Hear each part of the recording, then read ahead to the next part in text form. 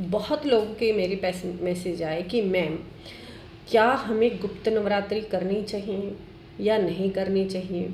तो गुप्त नवरात्रि है क्या? देखिए, गुप्त नवरात्रि उन व्यक्तियों के लिए है जो साधक होते हैं, जो साधना करना चाहते हैं, शक्ति की आराधना करना चाहते हैं, डीप जाना चाहते हैं साधना में। गुप्त नवरात्रि हमेशा उनके लिए होती है। जो फैमिली होती है, फैमिली वाले होते हैं, उनको ये गुप्त नवरात्रि वैसे नहीं करनी चाहिए, बट कुछ लोग करते हैं। ठीक है, मैं भी करती हूँ क्योंकि मैं शक्ति की साधक हूँ, मैं कालका और बगलामुखी की साधक हूँ, तो मैं भी गुप्त नवरात्रि करती हूँ।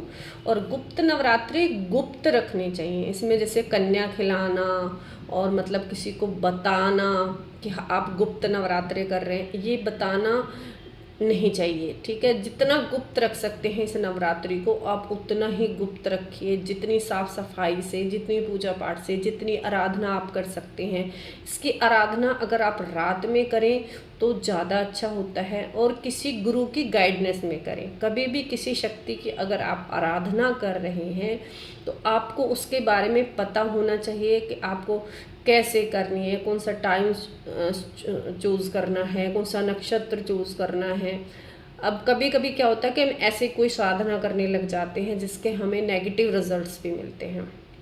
कहते हैं माँ कभी अपने बच्चों को कभी परेशान नहीं करती हैं, बट कभी कभी हमसे ही कुछ ऐसी गलतियाँ हो जाती हैं जिसके कारण हमें दुख भोगना पड़ता है, परेशानी भोगनी पड़ती है।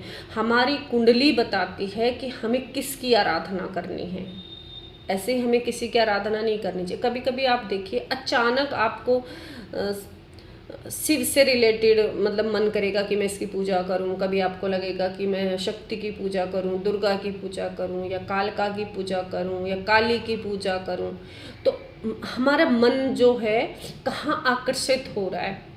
मान लीजिए किसी भी देवी, मान लीजिए काली माँ की तरफ आपकी जो है सोल जो आपको वहाँ ले जा रही है, आपकी जर्नी आपको वहाँ ले जा रही है, काली माँ की तरफ ले जा रही है, या फिर बगलामुखी माँ की तरफ ले जा रही है, माँ वैष्णो की तरफ ले जा रही है, माँ दुर्गा की तरफ, जिस तरफ भी आपको माँ आकर्षित कर रही है।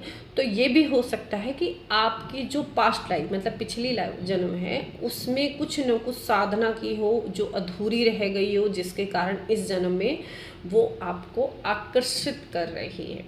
बट आप फिर भी, मैं तो यही कहूँगी कि आप किसी गुरु दीक्षा लेकर के तभी कोई आराधना शुरू करें, वो ज़्यादा बेहतर। नॉर्मल पूजा पाठ आप कभी भी कर सकते हैं, कैसे भी कर सकते हैं, ठीक है, उसमें कोई प्रॉब्लम नहीं। बट अगर आप साधना करना चाहते हैं, माँ के मंत्र जाप और बहुत कुछ ऐसा करना चाहते हैं जो हवन यज्ञ, तो वो आप किसी न